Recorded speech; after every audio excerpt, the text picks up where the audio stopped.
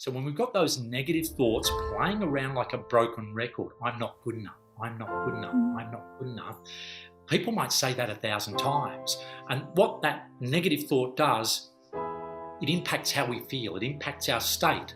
So then if we're thinking or telling ourselves, I'm not good enough, because we might have been told that 10 times, once, 100 times, 1,000 times when we were younger, all of a sudden we're telling ourselves the same story. So we're reliving those feelings over and over and over again. It's as if our unconscious mind is drifting into the past feelings, that state, and then we keep dragging that state into the present. Or if it's a negative thought about the future, we're bringing that feeling back to now. So we constantly are missing out on being present in the moment. So when I work with people, it's getting them to float back to their earliest memory of when that belief began. Because every person inside of them has all the wisdom, the knowledge, and the answers. Hello, beautiful people. On today's podcast, we have the vibrant Mark Stevens. Mark is a leading hypnotherapist who has worked with thousands of people in overcoming some of life's biggest challenges, from breaking bad habits to ditching negative thoughts to living pain-free. He is well loved by the Australian media, having appeared on television more than 100 times, is the founder of the app Mindfree, which helps you to overcome your biggest challenges, and has recently become the author of the new book Mind Free, which shares his proven formula of meditation and self-hypnosis. What I personally love about this conversation is Mark's enthusiasm and articulation.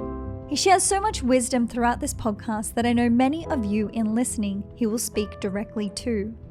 It's one of those conversations where you think, that is me, and that is what I need to do, which then plays into what he shares about the superpower of decision making when it comes to long-term change. He also shares why health should be your highest priority and the importance of letting go of the past, living in the present, and ensuring you have goals that make you excited for a positive future. Please enjoy this conversation with the wonderful Mark Stevens. Welcome to the podcast, Mark. Great to be with you, Jennah-Louise. Thanks for having me on the show. So Mark, where I want to start is with your amazing new book, Mind Free. And in it you shared everything you achieve or don't achieve comes down to the story you tell yourself. So where I would love to start with you, Mark, is learning more about your story that you had about yourself growing up. Yeah, sure. I mean, we all have negative thoughts. People say things to us that we soak up like a sponge. My story is, as a young child, I had the heavy drinking father. He was an alcoholic. And he was never violent, but he would say things like, oh, you're hopeless. You're a dummy, and he'd call me names, and Mum would come up and say, don't talk to your son like that, don't ever say that. And then she'd say, Mark, you're clever, you're funny, you're artistic, you're talented. So she would instantly delete the negative story that he was just projecting, because that's how he was raised. And things like, oh, you're a bad egg. If you had half a brain, you'd be dangerous. And Mum would say, don't you dare say that again. It's just the drink talking, Mark. Don't listen to that. So I learned at a very early age to delete negative input from other people, negative projections. So it was almost like I had this internal force field to go, that's not true. Someone says I can't, I can. Someone says you should do that later. I'm going to go, no, I'm going to do it now. So I was programmed that way by my mother at a very early age to think I am artistic, I am funny, I am clever, I can do anything I put my mind to. And so that's where the programming began and continued to develop over the years, over those early years and teenage years, where I then started to study every meditation, every yoga book, every course, every class, every visiting teacher, in my late teens and early 20s, then to Japan and Asia, and study with Tibetan monks and Japanese Zen masters and samurai masters and Chinese teachers and Tai Chi masters. And so it's been decades and decades of study, and every book I could get my hands on. And then so basically it all sort of developed now, and over the last 23 years I started writing in 1998 the Mind Free book. It was originally called the Karma Sutra. Now that's Karma Sutra, C-A-L-M-E-R, Karma Sutra. Then it became Think Calm.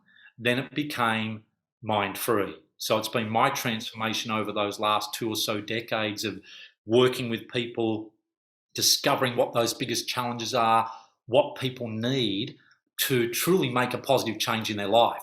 So so in the Mind Free book, I've basically left no stone unturned where I've put together those techniques. So what I do in a seminar, what I do in a private therapy, what I do at a retreat, I've done my best to translate that into words on a page so people can really soak that up and become their own meditation teacher, their own self-hypnotist by making those positive changes. But it was those early years, those formative years that really made the difference. And then as a teenager, 16, 17, 18-year-old, being surrounded by wonderful teachers who were jiu-jitsu masters, and they were homeopaths and naturopaths and osteopaths and so many different people that I surrounded myself with so I could learn and improve and grow.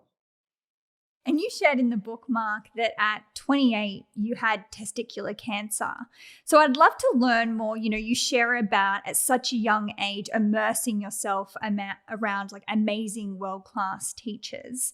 How did you have those teachings support you in moving through something like cancer? Yeah, it came as a bit of a shock because I thought I was pretty healthy, but 2 years prior, my younger brother Gary was killed in a motorcycle accident. He was 21. That knocked me for 6. I obsessed on my work. I started working 16, 18, 20 hours a day. And then there was one day I actually worked 43 hours. I worked nonstop for 43 hours without a break. I just run to the bathroom, grab a drink of water, grab a bite to eat, just keep working. That eventually took its toll, that obsession. And I was still running off, teaching jiu-jitsu classes, teaching meditation classes, eating relatively healthy, but I think I just burnt myself out to the degree that my immune system wasn't fighting what it needed to fight. And so the cancer had already spread second stage to the lymph node. I had a 2.5 centimetre lump between the tail of the pancreas and the kidney. And so I immersed myself then in everything natural. The president of the Australian Homeopathic Association working with me, the meditation teachers. Even though I'd done a lot of meditation, I immersed myself in further teaching and hypnotherapy. That was when I really got into the hypnotherapy around 31, 32 years ago and started training under one of the best hypnotherapists on the planet based in Hawaii in the US. And so I did all of that and it became a full-time job. I was teaching or learning 10 hours a day. Wow. So 8 to 10 hours a day I was doing Tai Chi, Qigong, meditation, and I was juicing huge amounts of juice. I was having 13 organic cold pressed. No one knew what cold pressed juices were then, but I was having cold pressed juice. It was all ground into a pulp, put on a hydraulic lift, pressed out through the fabric. I was having 13 juice a day, vitamin B12 shots in the backside, coffee enemas, you name it, I was doing it. It was a full-time job. It was a 16-hour-a-day effort of healing. Now, what happened? I avoided the chemotherapy. I resisted the chemotherapy. And for 2 years, or a bit over 2 years, I did all of that, all the juicing and all the meditation. The tumour shrank. It had grown to 4.5 centimetres before I started doing the program. It shrank to 2.5 centimetres. And it sat like that for another 6 months or so. And the professor and I were discussing, he said it could be scar tissue. And he said, but it could be lying dormant. And I'm going, no, I beat cancer. I'm going to write a book on how I beat cancer with juicing and meditation. So I started writing the book, and it was, this was around 1990. And I started, doing little pictures and making it all. And then I went back to work. I neglected the 13 juices a day. I didn't eat poorly. I neglected the 10 hours of meditation a day. I was only doing an hour a day. And the cancer came back with a vengeance. Before long, it had grown to 7.5 centimetres. I got back on all the juices. The pain was unbearable in my back and my hip and everywhere like that. It couldn't be differentiated. The lump, the tumour from the aorta, the main artery going into the heart, the tail of the pancreas, the kidney, they couldn't differentiate it. And it was about 11 centimetres by 7 centimetres. Wow. So it became a tumour that was about as big as a large mango, sitting there causing massive pain. All the pain healing hypnosis could take it from 11 out of 10 down to a 7 out of 10, but then after a little while it would come back. And so I said, bring on the chemo. When can I start the chemo? I need the chemo. I said, okay, let's do the chemo. So I did the chemo, kept doing all the juicing program, kept doing the self-hypnosis, the meditation, immersed myself back in that. And within a few months, the tumour was shown to be 2.5 centimetres after 4 rounds of chemo, which did knock me for 6. That was touch and go there for a while just on the chemo. And then, every few years, I'd go and have scans, and the tumour was always 2.5 centimetres, about as big as a golf ball, a bit smaller than a golf ball, sitting there near the tail of the pancreas. Wow. My last test around 3 or 4 years ago, we couldn't find anything. Lovely. So finally, the juicing's paid off. All the meditation, all the Tai Chi is finally paid off. There seems to be no tumour there, but I'm still juicing. I've had 2 juices already this morning. I've had a green smoothie as well as 2 juices, and I'll have a few. I'm drinking my coconut water now. I've got my vitamin C water behind me. I'm doing as much as I can, and I've got about a 3-hour routine I do every day, combining yoga, stretching, floor work, Tai Chi, meditation, breathing, walking meditation, and so on. And that takes anywhere from 90 minutes to 3 hours, depending what I've got on. And talk to me about that, because I know that daily rituals is so important to you. And I just kind of have these like voices in my head of people saying, that's all great, Mark, but I don't have 90 minutes on my day, or I don't have 3 hours in my day to do these things. Sure. What is your response to people that say those things? What's important? What is important? What are you making the highest priority? What do you value the most? So when we value our health the most, when it becomes the priority, we make the time. We make the time, because oftentimes the same person who says, I just don't have time. And I'm not saying some people aren't busy, because a lot of people have got a lot on, but who's making you busy? And oftentimes people who are saying, I just don't have time, might spend an hour, 2 hours, 3 hours, 4 hours or more a day wasted, watching TV, surfing the net, doing social media, chatting to people, and saying, I don't have time. I'm too busy. I've got too much on. See, that's what Mind Free is all about. How do we change that story of, I'm just too busy, I don't have time, it's too hard, I'll probably fail. They become like prison bars of negative thought. So, and what I do say to people is start off small. I might have a crazy 3-hour routine in the morning, and sometimes it goes for 4 hours. Start off with 5 or 10 minutes of meditation. Start off with some gentle stretching, or a 15-minute walk, or a 10-minute walk. So even if you've got plenty on, you've got kids running around swinging from the chandeliers and, fighting, and you've got to get their lunch ready, or whatever else is happening. You've got a big day, you're running a business, or you're working, or you're on shift work, whatever it is, fit you into your day, because it's your life. So the rituals are so important. As I wake up, I start with a meditation, because I'm already in a meditative state. That's the absolute best time to do a meditation, in those first few minutes of waking up. So I'll spend generally, this morning was 30 minutes, sometimes it's 10 minutes, sometimes it's 5. Then I'll get up and I'll do straight away. As soon as I've been to the bathroom, I'll get on the floor and I'll do my Del Marie Day postural alignment exercise. She's amazing. Then I'll do my yoga, some floor stretches. Then I'll get up and I'll go for my walk. Then I'll do my Qigong and my Tai Chi. And then I might go for another walk. And it just continues on from there.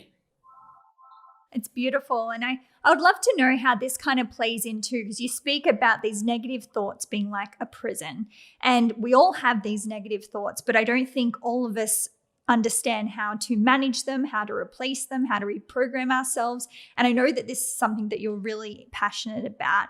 Can you share more about your understanding of negative thoughts and how to start moving through those? Yeah, absolutely. So with negative thoughts, what ends up happening is our mind, our unconscious mind, soaks up all these thoughts, things we've been told. So we're basically conditioned from the world we grow up in, from the world we live in, our environment, what our parents say, what our siblings say, what kids at school say, what teachers tell us, what we hear in the media, what we hear on social media. So we develop our own story about all these areas of life, whether that's health and fitness, whether that's our relationships, whether that's our work, our financial position, whatever it is. We develop all of these thoughts and they sit there in our unconscious mind. They just float to the surface. Some of those thoughts are positive. Some of those thoughts are negative. So when we've got those negative thoughts playing around like a broken record, I'm not good enough, I'm not good enough, I'm not good enough, people might say that 1,000 times. And what that negative thought does, it impacts how we feel, it impacts our state. So then if we're thinking or telling ourselves, I'm not good enough, because we might have been told that 10 times, once, 100 times, 1,000 times when we were younger, all of a sudden we're telling ourselves the same story. So we're reliving those feelings over and over and over again. It's as if our unconscious mind is drifting into the past feelings, that state, and then we keep dragging that state into the present. Or if it's a negative thought about the future, we're bringing that feeling back to now. So we constantly are missing out on being present in the moment. So when I work with people, it's getting them to float back to their earliest memory of when that belief began, because every person inside of them has all the wisdom, the knowledge, and the answers.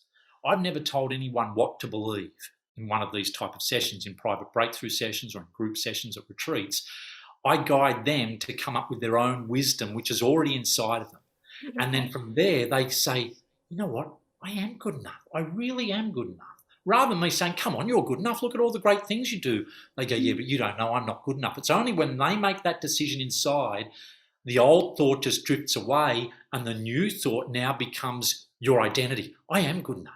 I am strong. Look what I've overcome in my life. I can do it. It's possible. So all of a sudden there's a new story to move through the world with, because the story we tell ourselves, they're all like prison bars. It's too hard. I'll probably fail. Diets don't work. I don't have the time. I'm too busy. I'm not good enough. And we move along through life in this self-made prison, or maybe a projection of other people's stories onto us.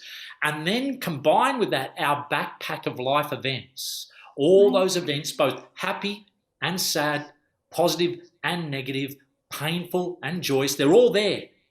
What we need to do is unpack the bag of life and say, you know what, I'm breaking out of this prison, this negative thought prison, and I'm letting go of that hurt, and I'm going to forgive. Even if I'm just forgiving for me, I'm going to forgive. Today I breathe in forgiveness.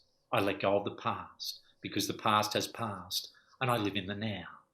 Now, that was then, this is now, I'm okay now. So we start to tell ourselves these things, then we begin to really change our state, because oftentimes we're reliving. Somebody goes, blah, blah, blah, and you go, oh, that is a feeling that you felt when somebody said the same thing, blah, blah, blah, 10 or 20 or 30 or 40 years ago, whenever it was, and then all of a sudden you're back in that mindset, that state of feeling frightened or feeling hurt or feeling angry or whatever it might be. So we often get stuck in a state, and then we self-hypnotize ourselves with, it's just too hard, just too hard, too hard, too hard, too hard. It's a trance. We're stuck in a trance.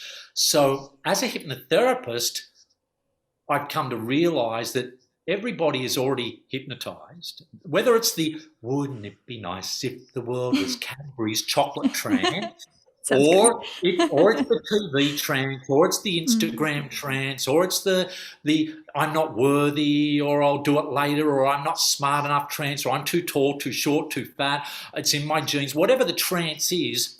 And a lot of people are stuck in a variety of trances. So when I'm working with people in our retreats at Little Forest Health Retreat or one-on-one, and this is now what I put into the Mind Free book, to do my best to duplicate what I do in a private session so people can wake up from that trance. They can snap out of the trance and the story changes. So when the story changes, all of a sudden you're in a state of control. You know, I am in control. Rather than, I don't have any willpower. I am in control. I'm in charge of what goes into my body. I'm the boss of me. No, large company, large organisation, one of those big multinationals, they're not going to tell me. I'm not going to let a fast food company be in control of my health. I'm in charge of my health. I'm in control. And so now I tell myself, when it comes to that dead, devitalised, toxic, life-shortening crap, I tell myself, I don't need it. I don't want it. I won't have it. There's always a healthier choice. And so that's where, that whole self-hypnosis can come into changing what we think, which then changes our state, which then changes how we act and behave. And all of a sudden, it's as if you're living in a different world of your creation. You're still you, just a better version of you. I absolutely love it. And I guess this is a beautiful segue to ask, what does it mean to be mind-free? So the whole idea of being mind-free is that we break free from those negative thoughts, from the self-talk that's holding us back, that's limiting us. We call them limiting decisions. So those limiting decisions that are holding us back in life, whether that be in our relationship, no one will ever love me. I always end up with the wrong person. And the person keeps reliving that same pattern again and again. So to be mind-free means we think a new way. The mind is set free. The mind can soar, and no longer are we held prison by our own old thinking, by our own old story, that all of a sudden we're telling a new story, and it's a story the way you want to create it, a story of hope, a story of love, a story of excitement, a story of giving, a story of passion, a story of energy. Whatever you want your story to be, you can be in control. And that's what Mind Free helps you do, along with changing your state. And to help people achieve that in the book, what I've done is included in each section of the book some of my best meditation hypnosis scripts that I've seen people get amazing results with over the last several decades. The people with chronic pain who had lived with it for 59 years, or the people with insomnia they'd lived with for decades, in minutes or sometimes in hours, it changes. It changes. And so I thought, I've just got to translate that. And that's why it took 23 years to write, because I'd put it away and I'd go, it's just not good enough. It's just not, I've got to get it right. I've got to be able to translate what I do in retreats and workshops and private therapy, so that anybody reading this, it will feel like they're being hypnotized. As though they read those words, it will sink into the subconscious mind, and they'll get up and they'll start to change.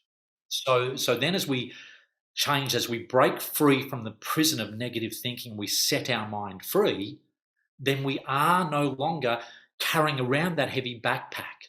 We've let it go. We are no longer held prison by these negative thoughts of self-belief, self-destruction, self-defeating thoughts that just keep us stuck in the old story, the old pattern, which we keep reliving over and over and over again.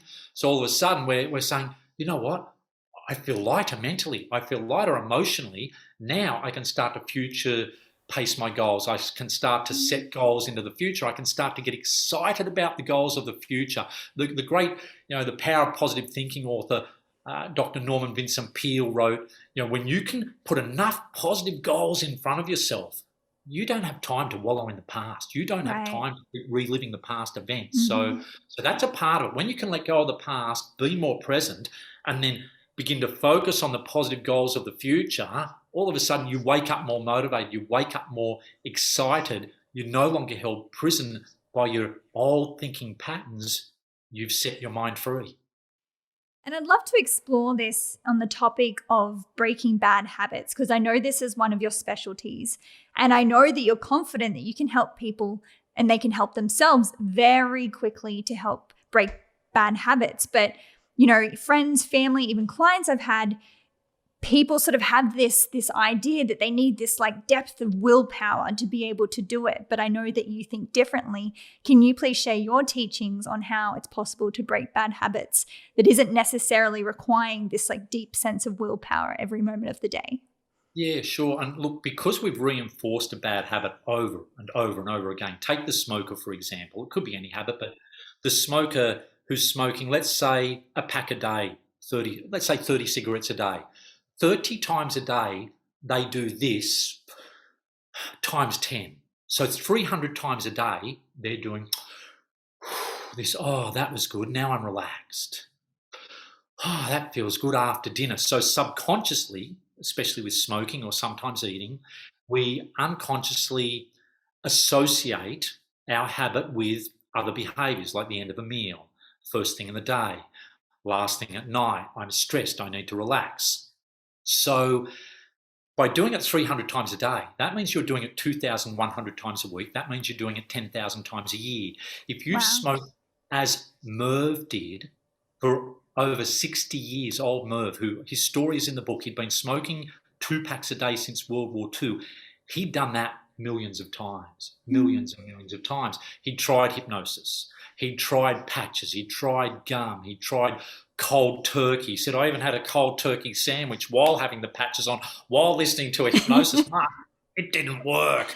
And so anyway, I said to him, Merv, no matter what you try to do, unless you really want to do it, here's the key, want. Rather than willpower, want power. You have to want it bad enough. You have to have a big why. So when your why is big enough, that's why a woman or even a man in the same household who's been smoking for 10, 20 years, they've tried to give up numerous times, there's a baby coming, boom, the cigarettes are in the bin, never touched again, because there's something more important. There's a big why. So when we can make our why big enough to change it. Now, I've worked with people who've been chewing their nails for 40 years. In 3 minutes, I kid you not, bang, the problem's gone. They're going, I can't bite my nails. I say, come on, you can bite your nails. Show me how you bite your nails. And they go, no, I can't bite my nails. Come on, show me how you bite your nails. No, I can't. No, I can't. Wow. I just can't do it. And I've seen that happen time and time again. Coca-Cola addicts who are drinking 10 litres of Diet Coke a day, who are drinking 15 to 20 cans a day. Sugar addicts. One woman, she was having up to 3 kilos of white sugar a day. That's a severe addiction. So I get some of the most severe cases, people come to me, and I go, holy cow, how do you do that? And so, or 12 family blocks of chocolate a day. That's a lot of chocolate. Oh, there's fruit and nut in there, so I'm getting some vitamins and something good in there. I'm going, no, you're not. The sugar, the 1,400 calories or, whatever, it's a third sugar, that's a lot of crap going into your body. But by resetting the mind, by having the decision that you don't need it, you don't want it, you won't have it.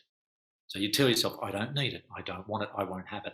And then drawing that picture out of the unconscious mind, so it's no longer an unconscious habit, but now you're conscious and aware of it, and being ready to throw that picture away, to just go, you know what, I'm throwing it away, but at the same time, what am I going to do instead? I close my eyes, I see myself being content and happy.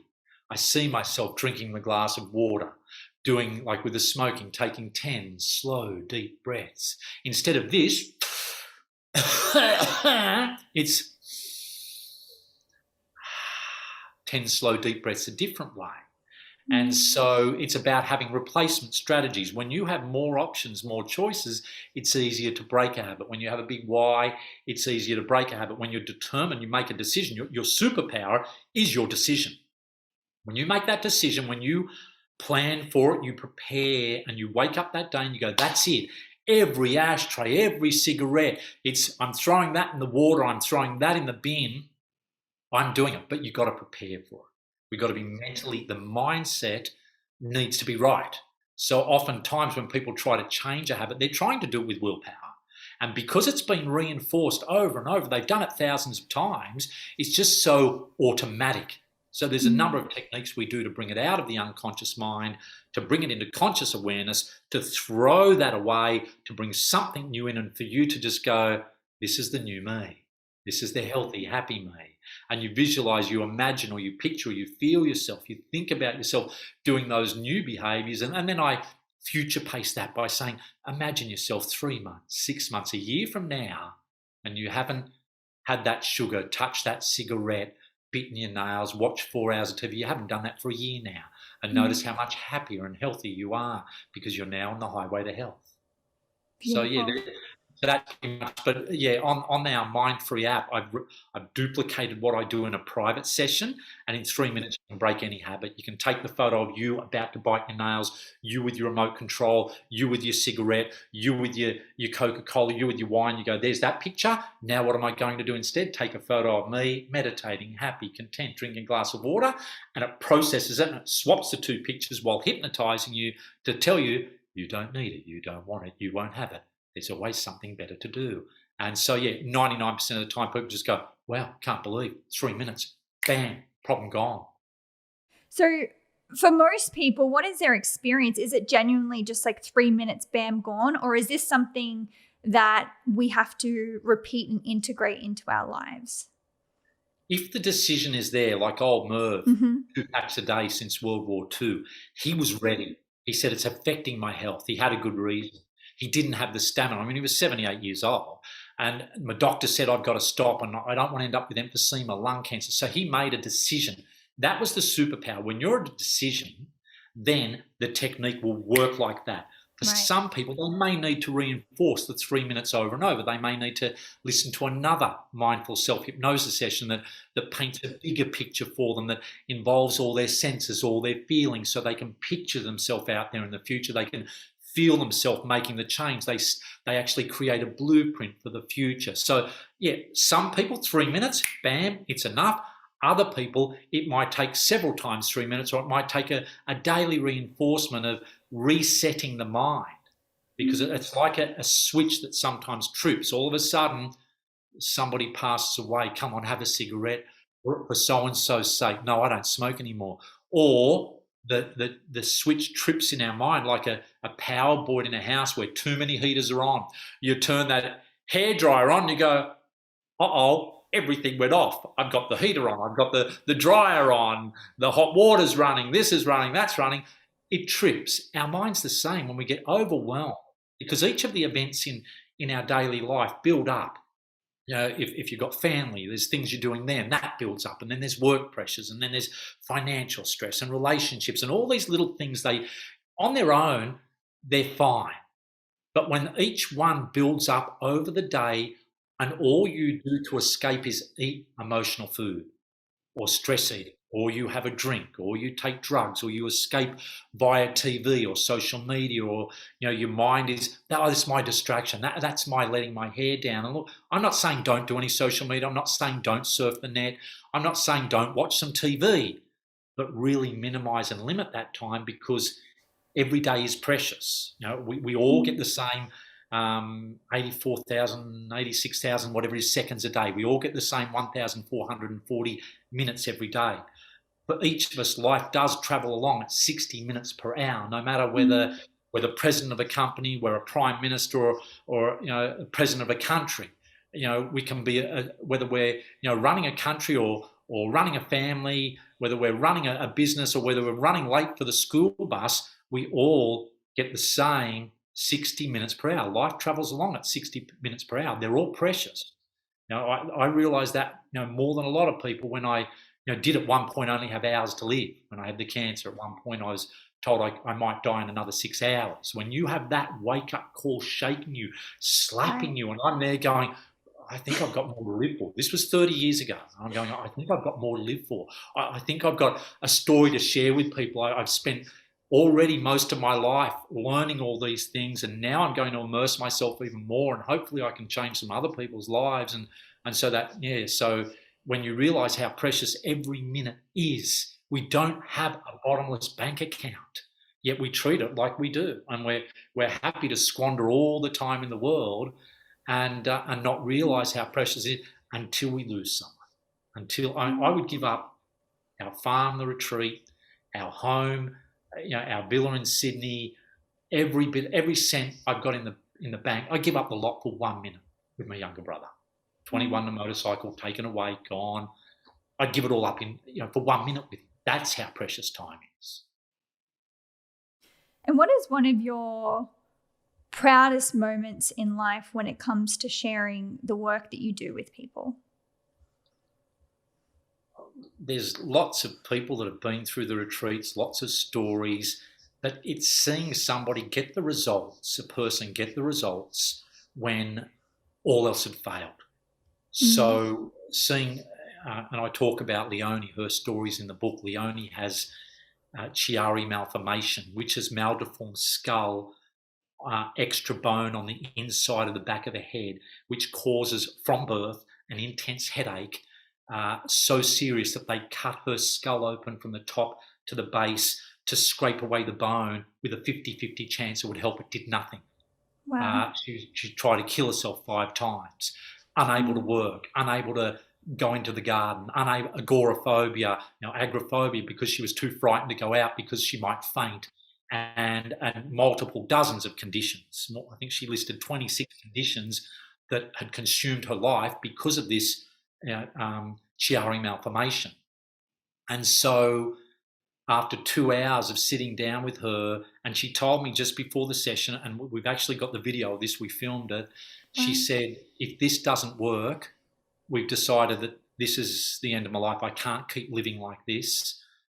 She'd sit there a lot of the time just holding her head together. She described the pain as if an alien was trying to break out through the back of her head. That's what the pain was like. Or she said like a javelin being speared through my skull into the brain.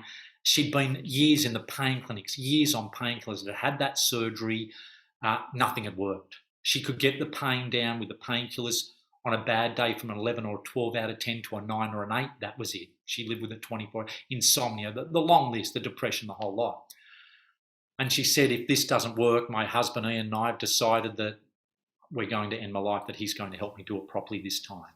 And I looked, I went, no pressure on me. Yeah. I tried to, make it a little bit, bring a bit of levity to it. And she said, oh, no, it won't be, this is no pressure. Look, she said, if I can get a bit of relief, I said, look, I can't promise 100% relief, but I'm confident we can bring it down by half and you're ready to do this. So let's sit down, cameras rolling. She was at 9.5 out of 10 this day. She hadn't taken any of the painkillers. And each technique of meditation, hypnosis, took it down from a 9.5 to a 9, 8.5 to an 8. The next technique, an 8 to a 7. This is 30 minutes in. Usually it doesn't take this long. And I'm going, wow. Okay, I've got to make this work. I'm summoning every technique I'd learned from the old Zen monks, the training in hypnosis and the pain healing techniques and so on. And I was just weaving from meditation to hypnotherapy, from one technique to the other, and alternating each meditation technique with a hypnosis technique. And even though I've been doing that in a way for years, that's really where the mindful self-hypnosis came into its own. Of this, when you weave in mindfulness and meditation techniques with hypnotherapy on purpose. So it went down from 5 down to 4. I could see the pain starting to leave her face. She was starting to smile, down to 3, down to 2, down to 1. We got it down to a half. After 2.5 hours of non-stop techniques, it was at a half out of 1 out of 10. And she just burst into tears. And she said, I just don't know this feeling. I don't know, no pain. I can't believe it. And she started sobbing. I'm going, it's okay, Leonie. It's wonderful. You're now learning how to do this. We've recorded all this. You can listen to these sessions every day. And then I said to her, how does it make you start to feel now, knowing that you, learning these techniques, have been able to take this pain from a 9.5 down to a half? She said, I'm overflowed with joy. I've got energy flowing through my body. I'm happy. I feel like life is worth living. And so that's 8 months ago. The pain hasn't come back. On a bad day now, it gets to a 2 or a 3 out of 10. She listens to the recordings. She listens to the Mindfree app. She does the techniques, the custom sessions we recorded. She's now learned to do these herself. When she wakes up in the middle of the night, she can get the pain back down to a half out of 10 in about 20 or 30 minutes. Wow. And that's now 8 months ago. Yeah, Leonie's amazing. So beautiful and profound story. So that's that's one of my proudest moments, when I see people get the results where they learn to feel empowered, to take control of their own mind and to feel happy. Because the people I've worked with over the years, and I've worked with many, we've had hundreds of retreats, hundreds of seminars and workshops, thousands of people have bought my books over the years and have the Mindfree app and so on. And I'm constantly getting feedback and working one-on-one with people that it's really, when I say, well, why do you want this? For what purpose do you want to make this change? Ultimately, and I keep asking that question as we dig deeper and deeper, what's your why? Why are you here? Why are we doing this? Why are you at this retreat? Why are you in this session? Ultimately, it comes to, I just want to be happy. I want to be happy. And that becomes, for most people, their highest purpose. So my mission is to help people turn on that happy switch, to turn off the sad switch, turn off the happy switch, to turn off the pain switch, to turn on the calming control switch. Because when we're in chronic pain, and a lot of people, around 5 million people suffer in Australia from chronic pain, hundreds of millions more around the world. It's a lot of people. And when they brought in those new laws that people couldn't get their painkillers that they were hoping to get over the counter and all that sort of thing, so many more people started to live in that suffering. And so what I discovered through working with people with complex regional pain syndrome, fibromyalgia, conditions like this, Chiari malformation, that I'd never even heard of. It's a very rare condition, or other people with injuries and so on, or whiplash where they couldn't turn their head. What I realized, the pain was causing a lot of anxiety and a lot of stress. And it was oftentimes causing insomnia and sleeplessness. When you can reduce those stress levels that are going bubbling away, and you can turn on the pressure cooker release valve through meditation and the combination of mindful self-hypnosis, which is the mind-free method which I've developed over the years, that those cortisol and adrenaline levels start to go down, because increased cortisol and stress levels and the adrenaline, it blocks the release of the feel-good chemicals, the natural painkillers from the brain, and the happiness chemicals, the endorphins, the serotonin, the dopamine. It blocks them. So when you can bring down the cortisol and the adrenaline, and then have the brain, the chemical factory that is the brain, the body, start to release natural pain killers, natural feel-good chemicals, all of a sudden the person's going, I can't believe it. Wow. It's gone. And sometimes that happens in minutes. Sometimes it takes 15 minutes. Sometimes it takes 30 minutes. Sometimes it takes till day 2 of a retreat. With some people, it might take longer, but basically, and it was affecting the sleep. So once they are trained how to sleep, to switch the mind off, or to slow the thoughts down enough, and to reduce the adrenaline and the cortisol, rather than living in that constant fight or flight, they're in the red zone. And a lot of people without pain are just living in the red zone, where they're in fight or flight. They're going from one thing to the next thing to the next. I'm so busy. I've got all this on. I've got work's put all this pressure on me. My family, I've got kids to deal with. I've got all these things. It's all too much. I'm pulling my hair out. I need a break. I'm going to go on social media for 4 hours. I'm going to watch TV. I'm going to have a few beers. I'm going to have a few wines because I deserve it. That's my rest. No, really, you deserve to look after yourself. You deserve to take the time out for you. You deserve to be kind to the person who needs it the most, yourself. And kindness isn't getting plastered or having 3 or 4 drinks at the end of the day. And I'm not saying don't have a wine here and there or don't have a social beer. But when it becomes that daily habit where you have to have it because it's your pressure cooker release valve, or for the person, the smoking is the pressure cooker release valve, or some form of drugs is their pressure cooker release valve, there's 1,000 other ways to do it. There's 10,000 other ways in which you can switch stress off, you can switch anger off, you can switch fear off, you can switch sadness off, grieving. And it doesn't mean we forget a person from the past. We just don't keep reliving the feeling constantly 24/7. And talk to me about integrating mindfulness into our everyday, because I think people tend to have this concept of meditation and or combined meditation and mindfulness as we were speaking about at the beginning of this conversation, like part of your daily ritual. But what I loved in your book, Mark, was just speaking about how you can genuinely integrate mindfulness into you actually living your life. Wax on, wax off. Paint the fence. Wash the dishes. Walk, do the vacuuming.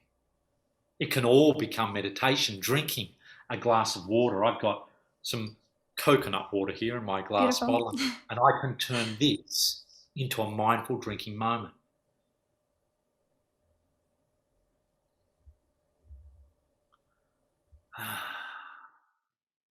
And I just released endorphins. I felt the goosebumps run through my body. And so what happened then in that 10 seconds, I was present.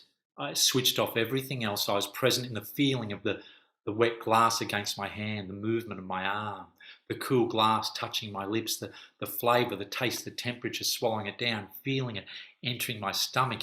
If you've ever been to a Japanese tea ceremony, I've done this in tea houses in Japan, on several trips many years ago, the person bringing in the tea, the tray, they are so focused, they're floating across the room, they're meditating as they walk.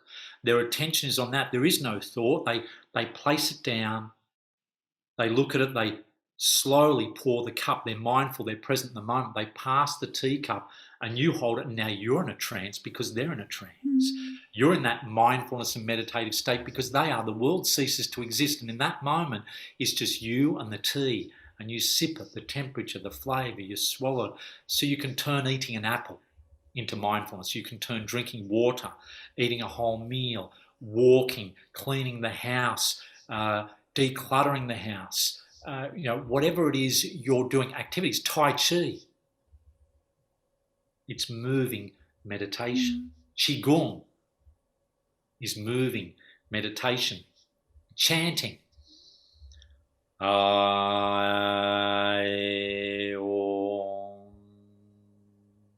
It's a sound, moving, the breath moving meditation.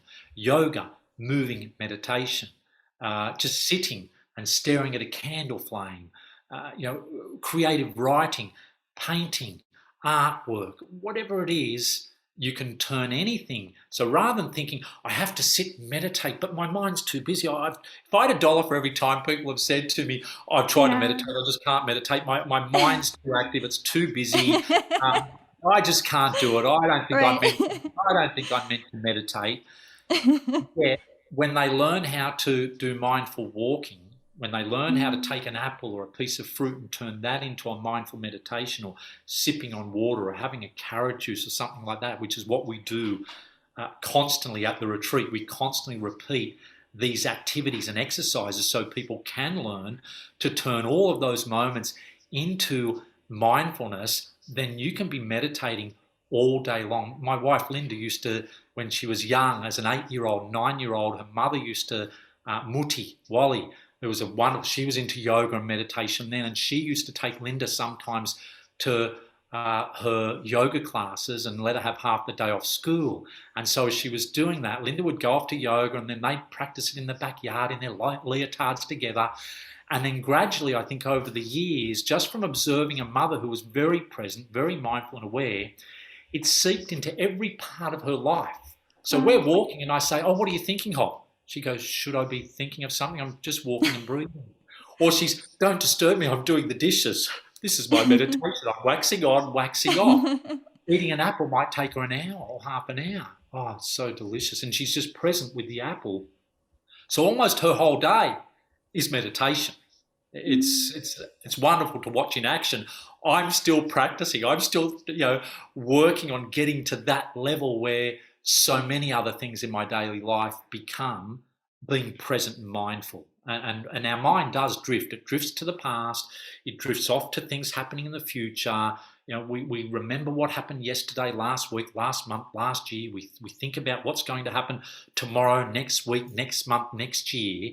And our mind constantly drifts away from the present moment. So what we want to do is keep coming back to being present.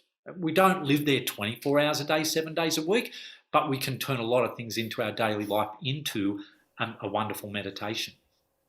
Beautiful. And from everything that we've covered, Mark, which has been a lot, it's been extremely helpful. Some of the listeners out there that have had these habits for years, decades, had this negative self-talk, they still might be having these thoughts about, a little bit of self-doubt or, is this truly possible for me? Can you speak a little bit more about really starting to lean into the possibility that life can be different for them? Sure. We don't have to keep reliving the past events. We don't have to keep staying stuck in the old state. We don't have to keep thinking those old thoughts over and over and over again like a broken record. We can change that. Change is the only permanent thing in this life. We will change whether we like it or not. Things will change, the world will change. We've seen that more so in the last year or two than ever before in our lives, where things are changing, but we're changing all the time. And it's about embracing that change and also having the belief that, I can do this. It is possible. I am worth it. So we start by changing the story, and that's where I've made it as easy as possible, even though we've got the Mind Free app, which has got hundreds of sessions which can help that. And we run the retreats, which not everyone can get to. But the book, Mind Free, that's outlined all the techniques, so step by step. And I think the most important thing is not to beat yourself up, to be kind to yourself. to go, all right, I had a bad day. I didn't stick to the plan, but tomorrow I'm going to start again. It's a new day. Every day is a new day to start again. So when you wake up, it's a new beginning. It's a new start. We'll always fall over in life. The Japanese have got a saying, fall over 7 times, get up 8. It doesn't matter if life knocks us down 100 or 1,000 times, we can always get up one more time. So even if that's within our own plan to change a habit, sometimes it will happen, bam, instantly. Sometimes it will take 2 or 3 or 4 goes, but be determined. Your superpower is your decision and your determination to make it work, and then to change that story and to keep changing your state, so you can then start to say, it's possible. I can. You change your I am. Rather than I'm not good enough, I'm not capable, I'm not smart enough, you say I am good enough, I am capable, I am worthwhile. It does matter. What I do matters. What I put into my body matters. What I eat matters. What I think matters. What I say matters. Everything matters. So it's about doing the little things. It's the little things each day. The little things each day that make the biggest difference, that make the big change. Well, thank you, Mark, so much for this wonderful conversation. I'm extremely grateful to have read your book and been able to speak with you in person. On a final note, Mark, I would love to ask you, what does it mean to you to be human? What does it mean to be human? That's a wonderful question, because I'm sure to everybody there's something different there. And I guess to me, it's about embracing who we are, finding our own purpose, our own passion, finding out what we can be good at. It doesn't matter whether it's being a great parent, being a great cleaner, being a great gardener, being, your best, whatever it is, but also realising that other people are suffering. A lot of people are suffering, and therefore to be human is to show compassion, to show kindness, realising others are suffering. Everybody does have a story, and for us to be able to share with them a smile, a word of kindness, a little bit of compassion. That can be the checkout person at the supermarket. It can be the old lady crossing the street. The amount of times I've walked out and stopped the traffic and helped that old person cross the street, because that's how I was brought up. My grandmother used to say, it's better to give than receive, Mark. It's better to give than receive. And Mum would condition me, oh, there's a lady that needs help with a pram, Mark. Let's help her up the steps. You carry a bag, I'll help her with the pram. And then as I grew older, as I'm helping with the pram, I'm still doing it 58, 59 years later. So I think it's realising that we can be the rising tide that lifts all ships, that we can be an inspiration to ourselves. But to be human, it starts with us. We be kind to ourselves, we look after ourselves, we realise we do matter, that we are worthwhile, we are good enough, and then we can start to project that energy to those closest to us, and to those in our community, and to those in the world around us, and we can all become that rising tide that lifts all ships, and we can inspire ourselves and inspire others.